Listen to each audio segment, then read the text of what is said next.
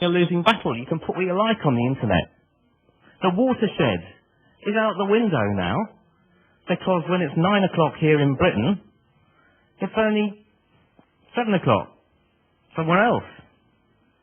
It's out the window. Those kinds of regulation are no longer battles that we need to fight. So where do we need to invest now if we're to invest for the 21st century rather than carry on fighting the battles of the 20th century? And the answer is this: it's in people. It's in people. It's in talent. Talent like you and I once were. The average age of an employee in the BBC is 27. I do some work for the BBC. I am a grandfather. There, I really am. I'm a grandfather. The people who we need to invest in, if we care about using the media for the communication of the Christian gospel, are people who are now in their teens and their 20s. And they ain't here today. And they ain't in the church's media council either. And I'm sending a message to folks who are networked in with the church's media council saying, by all means come to our conference at Swanwick next June, but please come with somebody who's 20 years younger than you are. Because those are the people who are going to carry the Christian message into the new situation that we're finding ourselves in. And at the top of my heart, and I've told this to the people who are appointing me, the top of my heart is the support and encouragement and the discovery and the finding and the challenging and the nurturing and the skilling and the discipling of those people, young creative Christians in their teens and their 20s, who know how to work a video recorder, hey, who know how to put something on YouTube.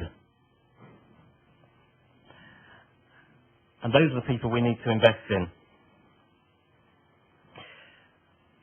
We haven't always been that great at working together. It's really good to be here. But I recognise a history of barriers amongst Christians who are involved in the media industry. The other day I caught a bus. I do often go into work at the Bees as I do sometimes.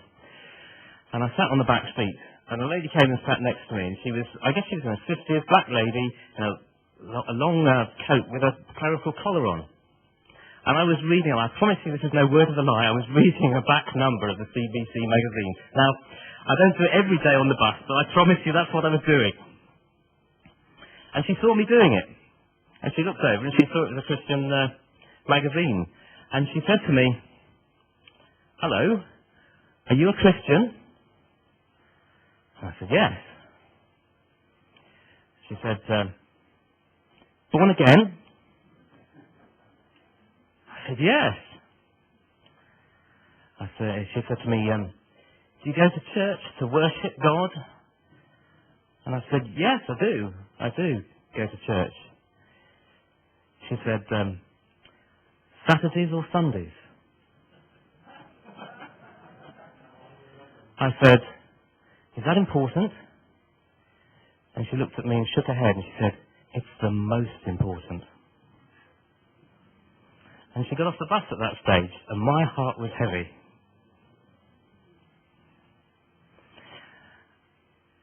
We can't afford any kinds of barriers between us in this project of communicating the Christian gospel. We simply can't afford them. If ever we could afford them before, and I don't suppose we could, we can't afford them now. Now, you may not like the programs that I make. I may not like the programs that you make. That's the way the world goes. You may not like the way I pray. I may not like the way you pray. You may not like the way I dress.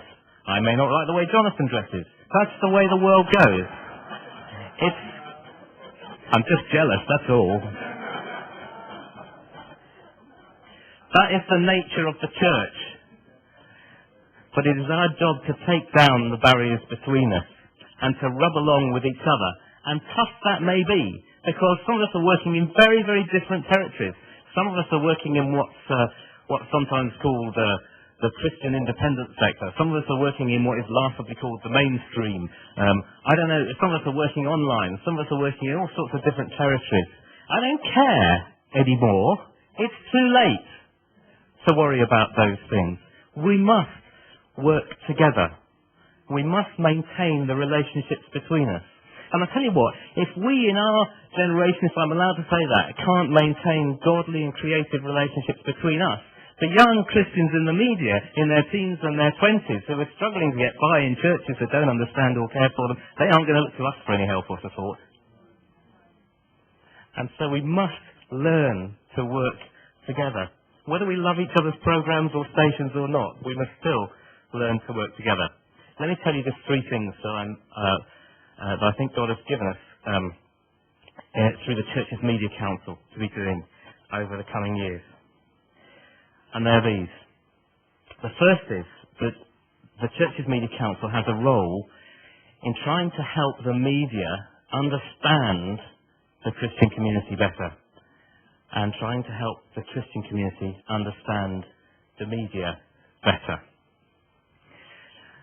There's been some debate recently about whether the BBC is